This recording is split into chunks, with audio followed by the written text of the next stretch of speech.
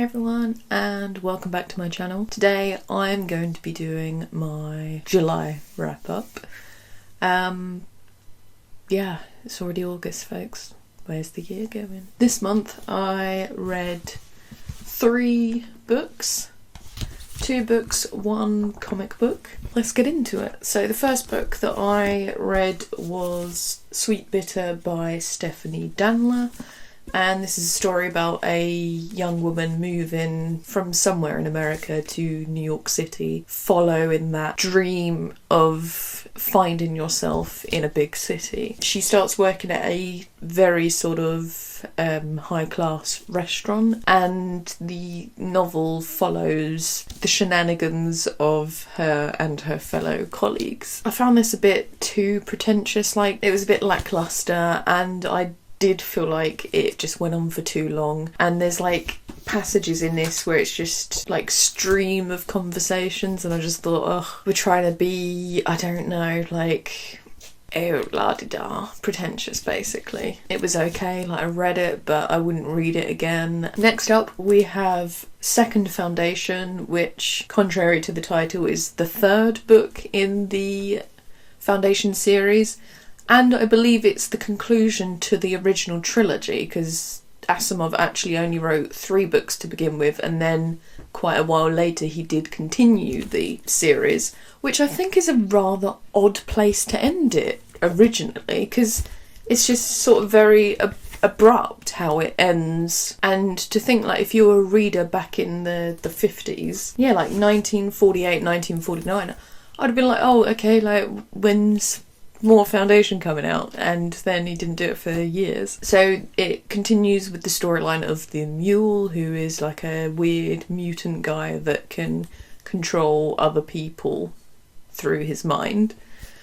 And we also encounter the fabled Second Foundation in this. And it's just so interesting how a science fiction novel from last century can be still so compelling, even though it is technically quite outdated, because there's no real reference to futuristic technology, but back in the day that would have been futuristic, and that kind of makes it really charming to read as well. Like the idea that this guy was just dreaming up this new stuff and it didn't exist yet, and then it did exist, but then it became better and better and different. But that's what I love about reading old sci-fi, is that it technically doesn't work, but there's a charm to retrofuturism. Like, that's why I love 60s and 70s, 80s and perhaps 90s sci-fi movies. I don't really know how to talk about this without giving too much away, but if you haven't started Asimov's famous series, then I urge you to give it a go. If you love science fiction that explores big ideas and has quite a few like twists and turns, there's a game-like quality to what is happening in these books. Like, people are facing off against each other, but one person is always like one step ahead, and then someone's always playing catch up, and it's really compelling, and it makes you want to read on, because you're like, oh my god, are they going to find out? Oh no, who's going to do this? Blah blah blah. So yeah, it's really fun. So I'm very much a fan of this series. And talking about another series, I read the first volume of The Sandman last year. I think it's Preludes and Nocturnes. Can't remember if that's exactly it. And then I realised that on the 5th, which is already gone now because I'm recording this on the 6th, that the Sandman adaptation was going to come out. And I was like watching like a billion interviews with Neil Gaiman and the cast, because I just do that, and it's interesting to hear people talk about adaptations. Well, I think it is anyway. And he mentioned that it was going to cover the first 2 volumes. I was like, oh my god, I haven't read the 2nd volume, which is The Doll's House. So last weekend I sat down with a cup of coffee, snuggling with my dog, and I read the entirety of The Doll's House pretty much in one sitting. and it was glorious. I really enjoyed this. Like, I liked the first volume. I don't know why I didn't pick the second volume up soon after. I do this all the time. Like, I enjoy things, but then I don't continue them. And when I sat down and read this, I was just like, this is so cool. I love it. My favourite story is the one where it actually comes up in, I think, episode 6 of The Sandman, because I started watching it last night, and it is amazing. It's captured the spirit, the poeticism, and the extraordinary imagination of this series so beautifully. It's definitely worth a watch. If you were a fan and you were worried about it not being good, it's brilliant. But we'll talk about that in our August wrap-up. Men of Good Fortune was my favourite one because it kind of reminded me of me. Like, I've said this before. I've made like sort of jests and jokes like, oh, I don't want to die, I'm never going to die, I choose not to. And it follows a man who does this in, I think it's like the 14th century or something, or the 13th century. And death grants this man his wish. So he literally, every 100 years, then starts meeting Dream to discuss life over those 100 years. And Dream always asks him, oh, are you ready to die yet? Or something along those lines. And he's like, no, man, I've got so much to live for. Even when, like, life becomes so tragic that you think, oh my god, I would just give up. He's like, no, there's so much to do. And they meet up over the centuries, and like the background conversations are all very similar. It's like, oh, everyone's saying how bad the world is, like there's too many taxes, the leaders are terrible, and every 100 years you hear these conversations about how terrible the world is and that it's going to end soon, but we all know it just continues. But yeah, that was my favourite story in this, but everything is just really brilliant. Like, there's a convention for serial killers as well. It has the Corinthian in it, who's quite an interesting character. I am most definitely a Sandman fan now, and I've already got the 3rd volume waiting for me, which I'll probably get to this weekend, and then I'm probably just gonna like mass order the rest of the series. But I do try and get things second hand, because this one was second hand. I think it was like £5, which result. Oh my god, yeah, you can tell it's old because look, that's the Neil Gaiman portrait. Look, oh my god. Thoroughly enjoyed this. If you haven't read Sandman yet, I think it's well worth a go if you like sort of dark, poetic fantasy. And just comic books in general. Like the artwork is brilliant. So yeah, that is all the books that I read in July. 3, still not that much, but I don't know, like, I'm not a fast reader. So if you're looking for someone that reads 15 million books in a month, then I'm unfortunately the wrong person. But if you're after someone that does watch 15 billion movies a month, I am the right person. I watched far too many movies this month. It is unreal. We're going to Letterboxd because I've forgotten half of them, and I'm just going to quickly go through them like I did last time so that I don't waffle about them for too long. So the first film I watched in July is a French movie. It's called Rien à foutre. Excuse my pronunciation. The English is very eloquently Zero Fucks Given. And it follows a air hostess or flight attendant played by Adele Exarchopoulos. I find it really hard to say her stunning name. Adele Exarchopoulos, who's a brilliant French actress. She's one of my favourite French actresses because she's just so brilliant. And yeah, so it follows her working for a budget airline and sort of the everyday life of partying, drinking too much, being hungover, and then going to work and just doing that on repeat, and just how sort of distant life can feel sometimes. Like, you feel like you're not part of your own existence, you're just existing, and there's something tragic that's happened in her life as well. But it was quite an interesting watch. It wasn't like amazing, but it was half decent. The next movie I watched was Scanners by my one true love at the moment, David Cronenberg. Blimey, this was an interesting one. It's about psychic people that can like blow people's heads up with their thoughts. It's bloody bizarre. But it's like a weird espionage sci-fi thriller. Yeah, it was really enjoyable. And it's kind of cheesy a bit as well, but it's from the 80s, so like a lot of movies were a bit cheesy. The next film I watched was Benedetta by Paul Verhoeven. It's showing currently on Mubi as part of their nunsploitation collection. It follows a nun called Benedetta who has like this sort of divine experience. She's also a lesbian nun. It's an erotic thriller, and to be honest, I expected it to be more shocking because like everyone was outraged by it, I think, at Cannes, but I thought it was rather tame. So I don't know what that says about me, but if you've seen it, let me know what you thought about it in the comments section. It was a good watch. It's got Charlotte Rampling in it as like an older nun, and like it always annoys me, like she's English but her French is perfection. But then I found out she'd like spent her childhood in France. I was like, okay, cut yourself some slack. You've been learning French for a very long time and you're still not fluent. But she had a childhood in France. I'm far too middle class / working class for that. Don't know why I'm saying that. Yeah, like it was an alright movie. The next movie I watched was Hellraiser, which I don't know, like I was just in the mood for a horror movie and I'd never seen it. And blimey, like there was some disgusting stuff in it. I actually found it quite entertaining.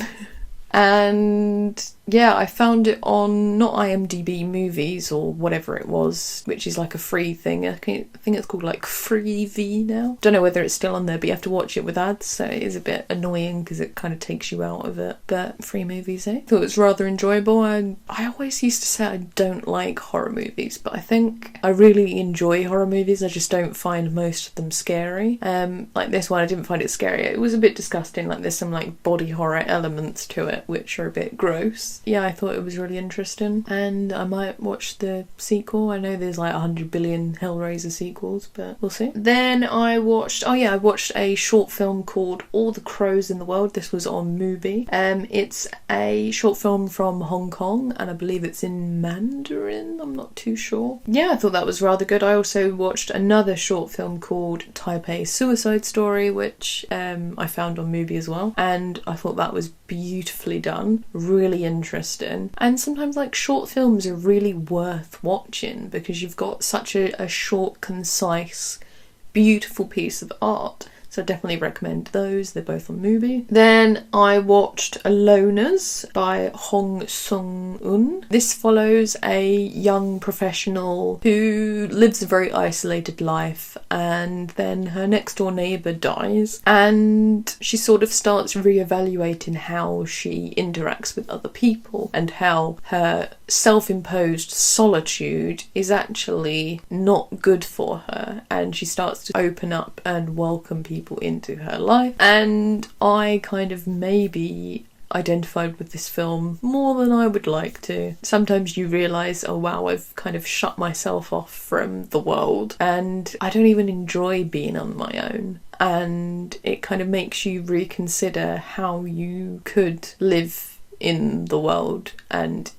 even if you just interacted with people more, it would brighten up your day. And I thought it was a really beautiful film. It was shot very nicely. There's also like a ghost story element to the film as well that just gives it a little sprinkling of whimsy. I definitely recommend this movie if you like sort of slice of life films set in big cities where characters are a bit lonely. That's right. And then I had a double bill movie night. I sometimes like to throw myself movie marathons on my own because the previous movie I'm a loner. So I decided to watch Titane by Julie Dorcano or something like that. It's another French movie. I watched Raw last year and I was like, okay, that's alright. I had the same sort of feelings about Titane. It's very shocking in some elements, and to be honest, it felt like it was just trying to shock. Like, some of it just... I get what it was saying, kind of, and like the symbolism in the movie, but did it just have to be that weird?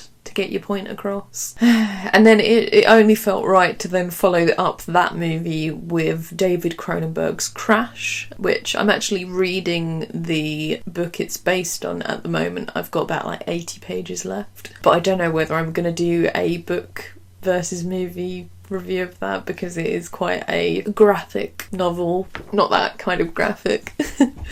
It's quite depraved, so maybe we won't discuss it on here. But yeah, like, I really enjoyed the Cronenberg movie. I thought it was beautifully shot. Like, there's very poetic elements to it. It's about people that sort of search for death and eroticism in automobilia. It's bizarre, but yeah, like the way David Cronenberg shot it, it feels very dreamlike. And if you want a really fucked up movie night, watch Drive and Titane as a double bill. Next film I watched was Bergman Island by Mia Hansen-Løve. This was an English film, even though Mia Hansen-Løve is French. It follows the story of two couples. There's a frame story to it, so there's an older couple with a young child who go away to Bergman Island because they're both filmmakers, both inspired by the genius that is Ingmar Bergman. One's a male filmmaker, one's a sort of lesser known female filmmaker, which is just commentary on the film industry in general. The female is writing her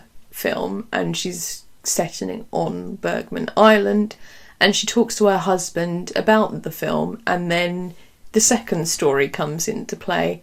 And you start to realise that maybe this character that she's writing about is actually herself. The performances in it are really great. You've got Tim Roth, Vicky Krieps, I don't know how to pronounce her name, she's a German actress, Mia Wasikowska, and also Anders Danielsen-Lai, who was in The Worst Person in the World. I've seen loads of his movies, love him as a performer. He was actually the reason why I watched this movie. Like, I'd heard good things about Bergman Island, but then I saw he was in the cast, I was like, oh, okay, I really like him. Yeah, like, it's like a meditation on what it means to be an artist, what it means to be a female filmmaker in a very male-dominated society, how the ghosts of your heroes are quite influential but can kind of also be overbearing. Like, Bergman Island is probably a place of great inspiration, but it's also like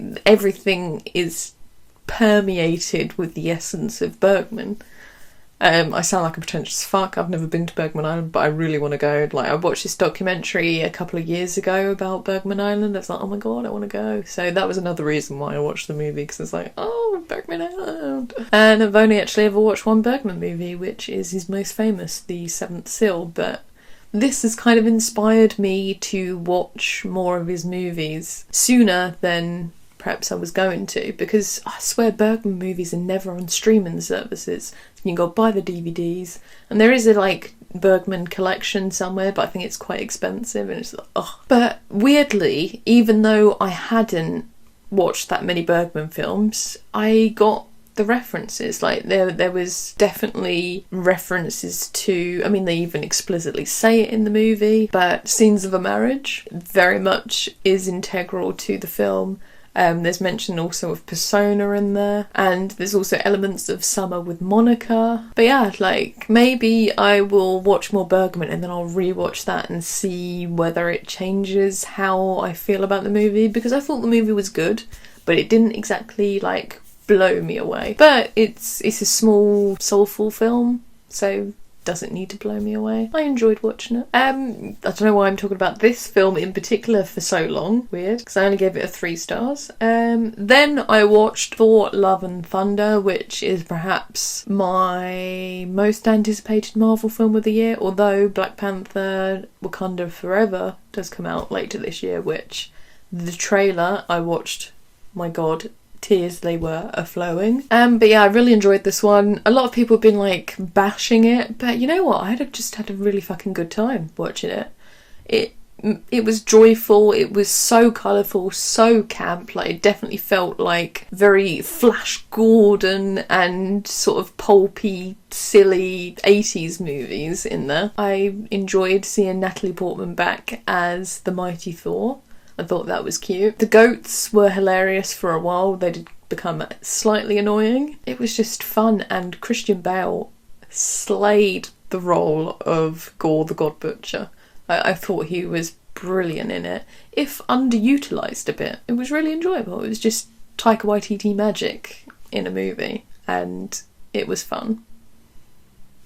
Do I need a film to go like so deep with layers and stuff like that? Sometimes, yeah, but sometimes I just want to sit in front of the screen and just be bombarded with ridiculousness, and I'll enjoy it just as much as something like Crash by David Cronenberg, because that was probably like the best movie I saw last month. So yeah, middle finger up to the haters.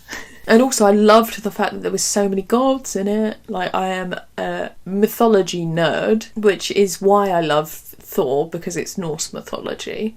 There was like Greek mythology, there were native gods in this, there were Egyptian gods, which hints at Moon Knight. But yeah, loved it.